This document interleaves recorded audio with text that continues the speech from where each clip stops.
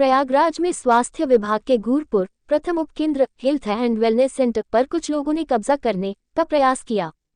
उपकेंद्र पर कालिक पुतवा दी गई। प्रथम दृष्टता दूसरे सामुदायिक स्वास्थ्य केंद्र के तत्कालीन अधीक्षक व अब एसीएमओ प्रयागराज डॉक्टर तरुण पाठक की संलिप्तता पाई गई। तत्कालीन सीएचओ ने इस मामले में तत्कालीन अधीक्षक का नाम लिया है। मामला संज्ञान में आने के बाद अपर निदेशक स्वास्थ्य डॉक्टर के वर्मा ने जांच शुरू कर दी। उन्होंने मौके पर जाकर हकीकत देखी तो वहां उपकेंद्र पर कालिक पुती मिली। अपर निदेशक ने इस संबंध में मुख्य चिकित्सा अधिकारी प्रयागराज डॉक्टर आशु पांडे से जवाब मांगा है।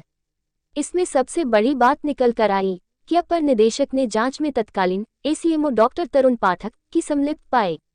वहीं सीएमओ प्रयागराज से पूछने पर इस मामले में अराजक तत्वों का हवाला दिया और मामले जांच कर रिपोर्ट सौंपी जाएगी। प्रयागराज से अजय पांडे की रिपोर्ट।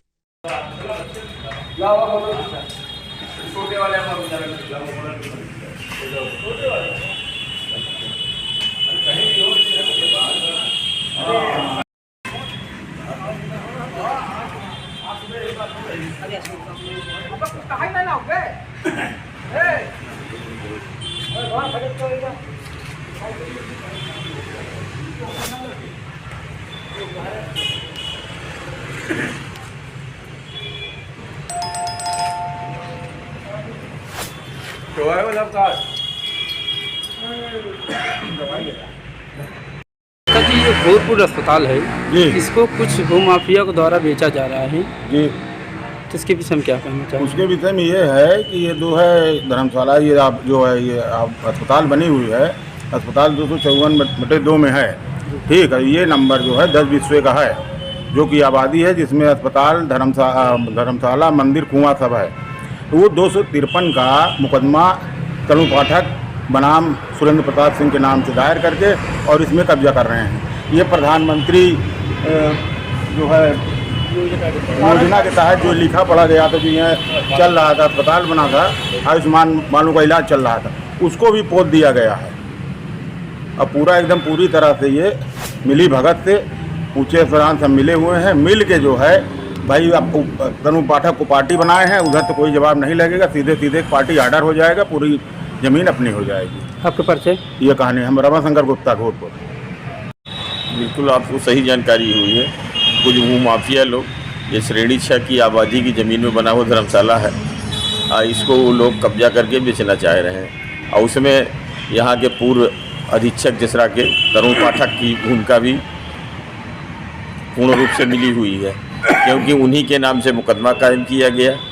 जबकि ये मुकदमा अगर उनको कायम करना था पार्टी को, तो क्या कहते हैं स्वास्थ्य विभाग के नाम से कायम करना चाहिए था।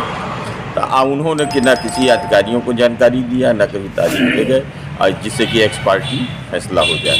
ये अस्पताल कितने सालों से बना हुआ है? ये अस्पताल लगभग कम से कम मान लीजिए कि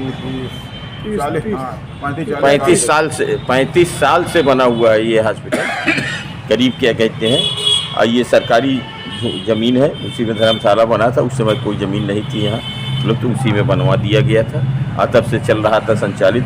ये क्या कहते हैं, यहाँ के लोग कुछ लोगों को माफियाओं की मिली भगत से ही ये अस्पताल वहाँ फीटा भेज दिया, जिससे इस ज़मीन को हम कब्जा करके बेच सकें। इसी लाइन में बिना आराजी नंबर डाले श्रेणी 6 की ही आबादी में उन्हीं भूमाफियाओं ने कम से कम 10 रजिस्ट्रियाँ की हैं, आराजी नंबर नहीं डाला है। अब क्या कहते हैं, लोग जो किराएदार थे, तो इसकी शिकायत आप लोगों के द्वारा किसी सक्षम अधिकारी को दिया गया? हाँ, दी गई। किसको दिया गया? क्या कहते हैं, अपन निर्देशक जो है आपसे जवाब मांगे हैं कि वहाँ पे कालिक पोती के इस मामले में, उसमें तत्कालीन अधीक्षक तरुण पाठक जी का आरोप लगाया गया है। क्या है पूरा? ये मामला लगभग 1.25 महीने पहले मेरे संज्ञान में आया था, जिसमें ये पता चला था कि कुछ शरारती तत्वों ने हमारे एक चलते हुए उपकेंद्र पर जाकर वहाँ कुछ इस तरह के क्रियाकलाप किए कि वहाँ पर जो ब्रांडिंग हमारी हुई थी उस पर उन्होंने कालिक पोत दी और इस तरह की बातें उन्होंने की कि ये जो जगह है जहाँ पर ये उपकेंद्र चल रहा है, ये जगह किसी एक व्यक्ति विशेष की जगह है और इस उपकेंद्र को खाली किया जाए। हमने ये सारा प्रकरण वहाँ के जो एसडीएम हैं, एसडीएम 12, उनको वहाँ के अधीक्षक महोदया जो हैं उनके माध्यम से अवगत कराया।